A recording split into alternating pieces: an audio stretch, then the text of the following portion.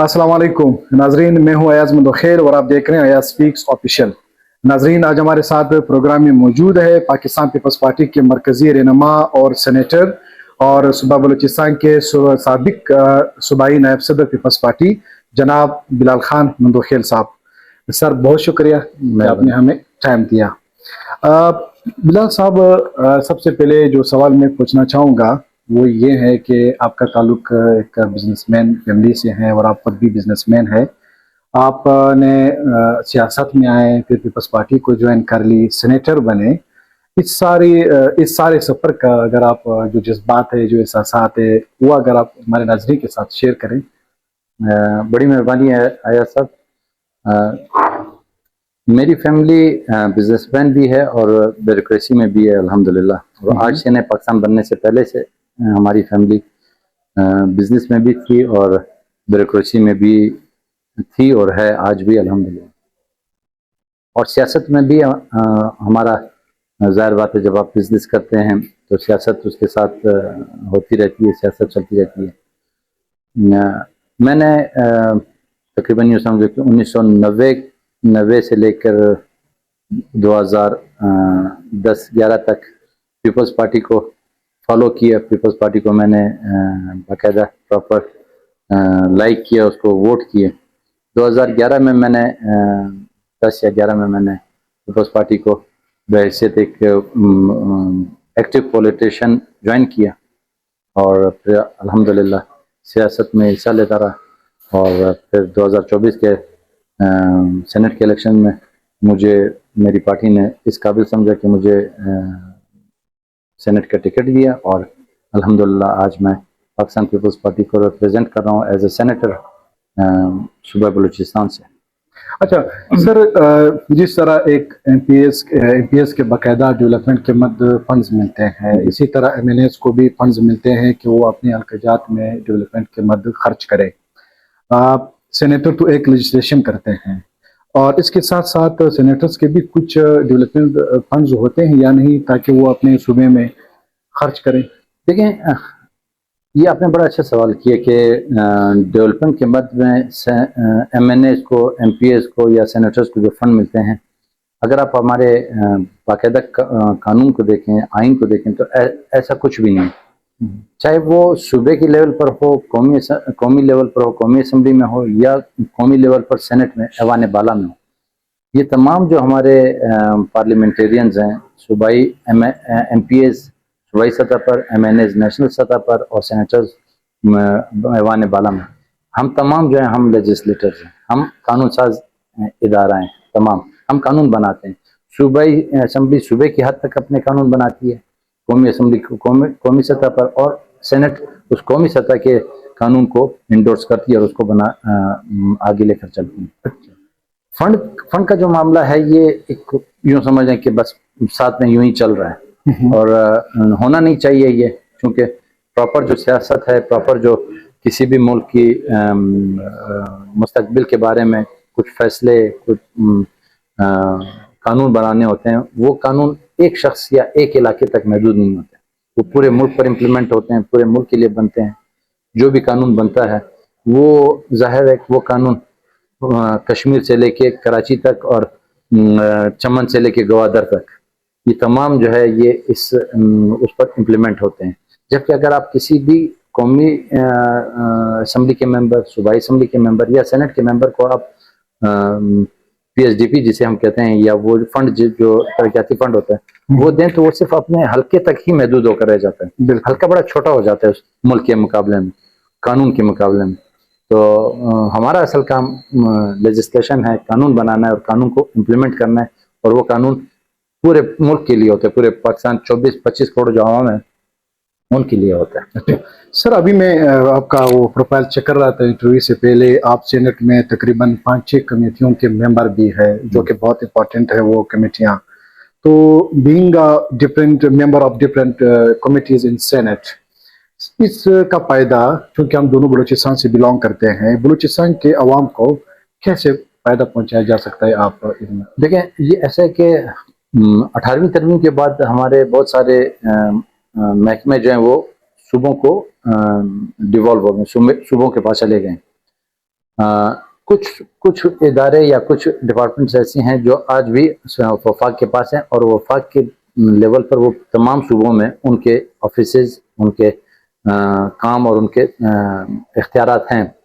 Saint جو ہے وہ چونکہ وفاق کا ادارہ ہے، وفاقی کا ادارہ ہے، تو سینٹ کی جو اسٹینڈنگ کمیٹی ہے، اس میں جتنے بھی ہمارے پاس ادارے ہیں وہ پورے پاکستان کے لیول پر ہوتے ہیں۔ اس نہ صرف بلوچستان بلکہ خیبر پختونخوا، سندھ اور پنجاب میں بھی جو صوبوں کے جو معاملات ہوتے ہیں وہ ڈسکس ہوتے ہیں، ان میں جو بھی پرابلمز ہوتی ہیں ان کو سالو کرتے ہیں، یا آنے والے وقت کے لیے جو پلاننگ ہوتی ہے اس کو ڈسکس کرتے ہیں، یا گزرے ہوئے جو کام ہوئے ہوتے ہیں ان پر ہم ڈسکشنز کرتے ہیں، اس میں جو خرابیاں ہوتی ہیں، ان کو کوتاہیاں ہوتی ہیں، کہیں کوئی مسئلے مسائل ہوتے ہیں اس کو پوائنٹ آؤٹ کرتے ہیں، اور ان اداروں کو ہم اس بارے میں بتاتے ہیں کہ آنے والے وقت میں یہ معاملات ٹھیک ہونے چاہیے، اور گزرے ہوئے وقت میں جو کچھ ہوا اس پر جو جن لوگوں نے کوئی ایسا کام کیا یا جو اس کا یا اس پر ہیں کہ ان کو سزا دی جائے، تو باقاعدہ اس میں ہم اس کو کٹہرے میں بھی لاتے ہیں اور ان کو سزائیں بھی دی جاتی ہیں۔ اچھا سر، چونکہ آپ سینیٹر ہے اور بہت متحرک بھی ہے، بلوچستان میں سرمایہ کاری کے حوالے سے بات کرتے ہیں۔ سرمایہ کاری کو بڑھانے کے لیے، چونکہ بلوچستان میں اس وقت سیکورٹی حالات بہت خراب ہیں، بہت سارے رکاوٹیں ہیں انویسٹمنٹ کو بڑھانے کے لیے، آپ کیا سمجھتے ہیں کہ ان رکاوٹوں کو کیسے دور کیا جا سکتا ہے یا ختم کیا جا سکتا ہے تاکہ وہاں پہ انویسٹر بھی آئیں، انویسٹمنٹ بھی کریں اور صوبہ ترقی کی طرف بھی جائیں؟ دیکھیں، انویسٹرز دو طرح کے ہیں، پوری دنیا میں دو طرح کے انویسٹرز ہوتے ہیں۔ ایک انویسٹر گورنمنٹ کی سطح پر ہوتا ہے، گورنمنٹ کسی دوسرے ملک میں اپنے قومی اداروں کو، اپنے قومی جو ان کے اثاثے یا ان کے جو کمپنیاں ہوتی ہیں ان کے توسط سے بزنس کرتی ہیں، اور کچھ بزنس ایسا ہوتا ہے کہ جسے B2B کہتے ہیں، بزنس ٹو بزنس، یا ایک گروپ دوسرے گروپ سے، یا ایک شخص دوسرے شخص سے، ایک ملک سے دوسرے ملک کے ساتھ بزنس کرتا ہے۔ اب ان حالات میں اگر آپ ان دونوں کو الگ کریں تو ملک اور ایک ملک دوسرے ملک کے ساتھ جو بزنس کرتے ہیں، اس صورت میں تو آپ یہ کہہ سکتے ہیں کہ معاملات بڑے عجیب ہو جاتے ہیں، یا معاملات کو بہت ساری چیزوں کو بیریئرز ہوتے ہیں، ان کو آپ کو کلیئر کرنے ہوتے ہیں، جبکہ B2B میں بیریئرز اتنے نہیں ہوتے ہیں، اس میں کوئی اتنے پرابلم نہیں ہوتے۔ اس میں اگر زیادہ سے زیادہ ہو تو وہ بزنس پر ڈیپینڈ کرتا ہے کہ جس صوبے میں آپ کا بزنس کرنا ہے۔ جیسے آپ نے بلوچستان کی بات کی، میں بلوچستان کی بات کروں تو بلوچستان میں ہمارے پاس 2 یا 3 ایسے بڑے سیکٹرز ہیں جس پہ بزنس ہو سکتا ہے اور ہو بھی رہا ہے الحمدللہ۔ ایک تو ہمارے پاس منرلز ہیں، مائنز ہیں، جی، جس پر بزنس بڑی آسانی سے ہو سکتا ہے اور ہو بھی رہا ہے۔ انٹرنیشنل فرمز بھی کر رہی ہیں، ہماری نیشنل پاکستان میں موجود جو دیگر صوبوں میں بڑی بڑی کمپنیاں ہیں وہ بھی بلوچستان میں مائننگ کر رہی ہیں۔ اور ایک ہمارا سیکٹر ہے ایگریکلچر کا، ایگریکلچر، اور ایگریکلچر کے ساتھ جب ہم ایگریکلچر کی بات کرتے ہیں تو ایگریکلچر کے ساتھ لائف سٹاک جڑا ہوا ہے، لائف سٹاک، ایگریکلچر، اور اس کے ساتھ تھوڑا بہت اگر آپ دیکھیں تو ہمارا ٹورزم بھی بلوچستان میں اس کو ساتھ لے کر چل سکتے ہیں۔ اور لائف سٹاک، ایگریکلچر اور مائنز اینڈ منرل، یہ 3 ہمارے بڑے شعبے ہیں جس کے تحت ہم بلوچستان میں اپنے کاروبار کو وسیع کر سکتے ہیں، اپنے انویسٹرز کو ہم انوائٹ کر سکتے ہیں، اور الحمدللہ اب حالات تھوڑے سے ایسے ہیں کہ ہم ان حالات کو بہتر کرنے کی طرف جا بھی رہے ہیں۔ انشاءاللہ انتظار بھی ہمیں ہے کہ انشاءاللہ جیسی حالات اور بہتر ہوں گے، امن و امان کی صورتحال بہتر ہوگی تو ہمارے پاس انویسٹرز آئیں گے اور ان شعبوں میں انویسٹمنٹ کریں گے۔ ان شعبوں کی جو ہمارے پاس کیپیسٹی ہے، کوالٹی ہے، وہ دنیا میں شاید بہت سارے ممالک میں نہیں ہے، اور دنیا کے پاس یہ بہت سارے ممالک میں یہ چیزیں ہیں بھی نہیں جو اللہ تعالیٰ نے ہمیں نعمتیں عطا کی ہیں، مائنز اینڈ منرل کی صورت میں، ایگریکلچر کی صورت میں، لائف سٹاک کی صورت میں۔ اور اس کے ساتھ اگر ہم دیکھیں تو ہمارے کوسٹل بیلٹ جو 900 کلومیٹر کا ہمارا بلوچستان کا گڈانی، کراچی کے بعد گڈانی سے لے کے گوادر تک جو ہمارا یہ ساحلی پٹی ہے 900 کلومیٹر کی، یہ تمام اتنی اللہ تعالیٰ کی نعمتوں سے مالا مال ہے کہ دنیا کی بہت سارے ممالک ان چیزوں کو دیکھ کر ترستے ہوں گے کہ اللہ تعالیٰ نے پاکستان کو کن کن نعمتوں سے نوازا ہے۔ مدخل صاحب، چونکہ بات نیچرل ریسورسز کی ہو رہی ہے، بلوچستان میں اس وقت ایک ریکارڈنگ ہے، ایک سندھ پروجیکٹ ہے، اور اس کے علاوہ جو سی پیک کے تناظر میں اگر دیکھا جائے، سی پیک بھی بلوچستان میں بن رہا ہے، اور گوادر سی پورٹ ہے۔ جو مقامی لوگ ہیں ان کا ہمیشہ سے یہ شکوہ رہتا ہے، وہ کہتے ہیں کہ اس میں جو لوکل لوگ ہیں یا اقوام ہیں انہیں شامل نہیں کیا گیا ہے۔ اس اندیشے کو یا اس گلے کو، جو عوامی گلہ ہے، اس کو کیسے دور کیا جا سکتا ہے؟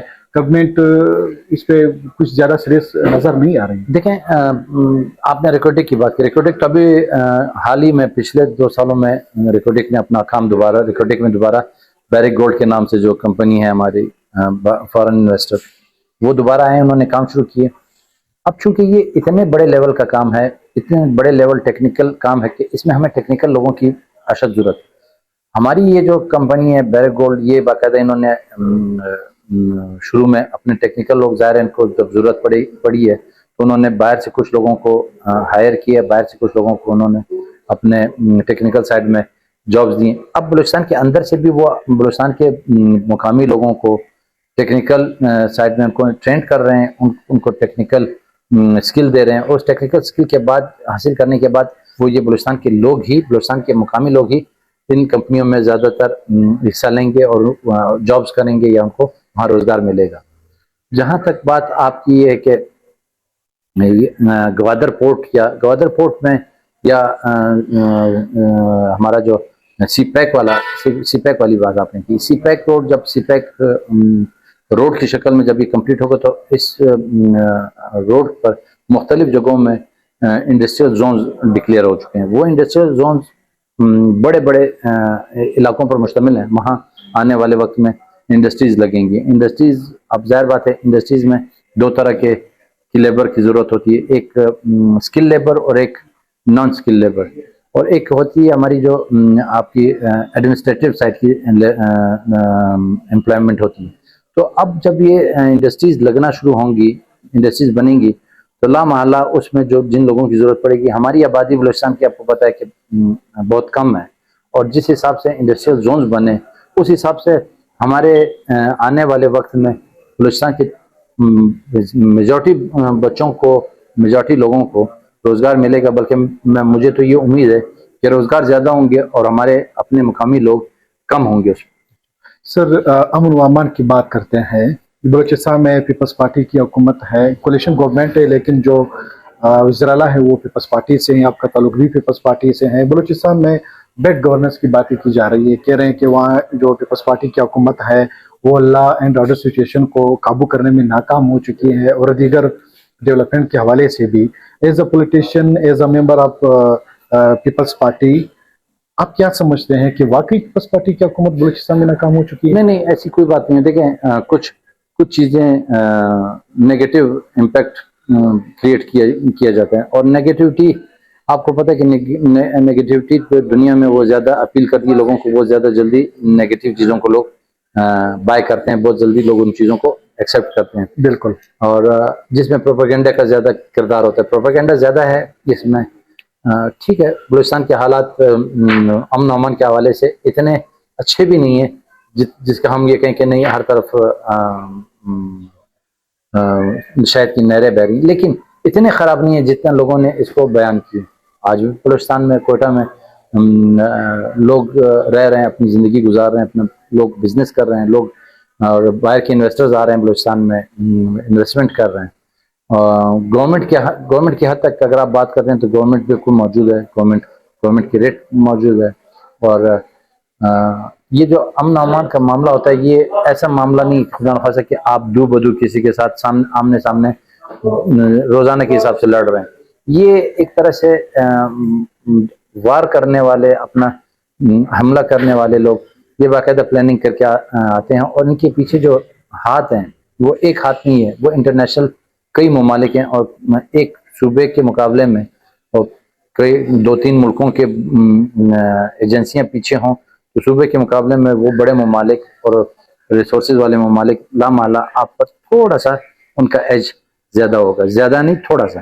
اور الحمدللہ ہم انشاءاللہ اس پوزیشن میں بھی ہیں کہ ان کو کاؤنٹر بھی کر رہے ہیں اور کاؤنٹر کریں گے انشاءاللہ۔ اس کو آنے والے وقت میں آپ دیکھیں گے کہ انشاءاللہ امن و امان بہتر ہوگا، اور ان لوگوں کو ہم اس جگہ تک پہنچائیں گے جہاں تک ان کا حق ہے کہ ان پہنچانا چاہیے. سر مختصراً اگر آپ اس سوال کا جواب دیں، کہہ رہے ہیں کہ بلوچستان حکومت جو کولیشن گورنمنٹ ہے نون لیگ کی پیپلز پارٹی کی، ابھی بتایا جا رہا ہے چند دن پہلے گورنر صاحب نے ایک انٹرویو میں بھی کہا تھا کہ 2.5 سال کا ایگریمنٹ ہوا ہے، 2.5 سال پیپلز پارٹی کی حکومت ہوگی، وزیر اعلیٰ پیپلز پارٹی سے ہوگا، پھر اس کے بعد نون لیگ کی حکومت ہوگی، وزیر اعلیٰ نون لیگ سے ہوگا. یہ امپلیمنٹ ہوگا یہ یا؟ لیکن یہ تو آنے والے وقت میں پتہ چلے گا. ابھی باتیں تو بہت ہوتی ہیں اور ایسا کوئی ریٹرن کوئی معاہدہ ہے نہیں، نہ ہمارے سامنے آج تک کوئی ایسی بات آئی ہے بحیثیت پارلیمنٹرین ہے پاکستان پیپلز پارٹی کے. نہ میں نے دیکھی ہے، نہ میں اس پر کوئی کمنٹس دے سکتا ہوں، کیونکہ میں نے ایسا کوئی معاہدہ دیکھا نہیں، نہ مجھے اس کے بارے میں علم ہے. اور جہاں تک بات گورنر صاحب نے کی تو گورنر صاحب اس کا جواب گورنر صاحب ہی دے سکیں گے کہ آیا انہوں نے کس تناظر میں یہ بات کی ہے اور ان کا کس کانٹیسٹ میں یہ بات کی.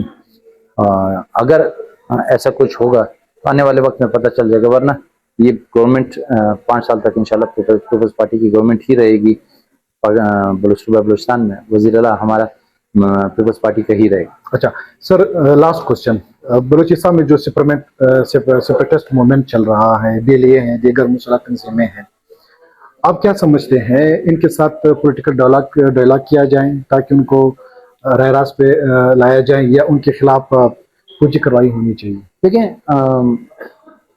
انسرجنسیز کو کنٹرول کرنے کے لیے کسی حد تک آپ کو فورس استعمال کرنی پڑتی ہے اور کسی حد تک آپ کو ڈائلاگ کرنے پڑتے ہیں. بغیر ڈائلاگ کے نہ معاملہ کمپلیٹ ہوتا ہے، نہ فورس استعمال کیے بغیر معاملات اپنے اختتام کو پہنچتے ہیں. تو جہاں تک فورس کی ضرورت پڑے گی تو فورس استعمال ہوگی، جہاں ڈائلاگ کی ضرورت پڑے گی وہاں ڈائلاگ کریں گے. اور ڈائلاگ اس دنیا میں ہر مسئلے کا حل ڈائلاگ میں ہی ہے. آفٹر آل کسی نہ کسی دن آپ کو ٹیبل پر بیٹھ کر ڈائلاگ کر کے اس مسئلے کو حل کرنا ہوتا ہے. ڈائلاگ اس وقت ہوتا ہے جب دونوں فریق اس پوزیشن پر آ جاتے ہیں کہ ہاں آ کر بیٹھ کر ہم اس پر بات کرتے ہیں. اور مجھے امید ہے کہ یہ معاملہ بہت جلد آئے گا کہ ہم بیٹھیں گے، اس پر بات کریں گے، اس کو سیاسی حل اس کا ہے، سیاسی حل اس کا نکالیں گے. اور یہ جو سیپریٹسٹ موومنٹ کہلائی جاتی ہے، یہ سیپریٹسٹ موومنٹ نہیں ہے، یہ صرف اور صرف ان کے کچھ گریوینسز ہیں. ان گریوینسز کو ایڈریس کریں گے، ان گریوینسز کو سنیں گے، ان گریوینسز کو دیکھیں گے، ان کے ساتھ بات کریں گے. ہو سکتا ہے کہ ان گریوینسز میں کچھ ماننے والے ہوں جو بالکل جائز ہوں، مانیں گے. جو ماننے والے نہیں ہیں تو ظاہر بات ہے وہ ان کو بتائیں گے کہ یہ آپ جو مطالبہ کر رہے ہو، یہ مطالبہ اس لیول پر یا اس حد تک قابل قبول ہے، یہ قابل عمل ہے، جہاں تک ہم کر سکتے ہیں اس پہ ہم عمل کریں گے انشاءاللہ. بہت شکریہ سر، تھینک یو سو مچ. ناظرین، یہ تھے جناب بلال خان مندوخیل صاحب جس سے ہم نے تفصیلی بات کی بلوچستان کے حوالے سے. ایاز مندوخیل اجازت چاہے گا، اگلی پروگرام تک دعا میں یاد رکھنا. اللہ حافظ.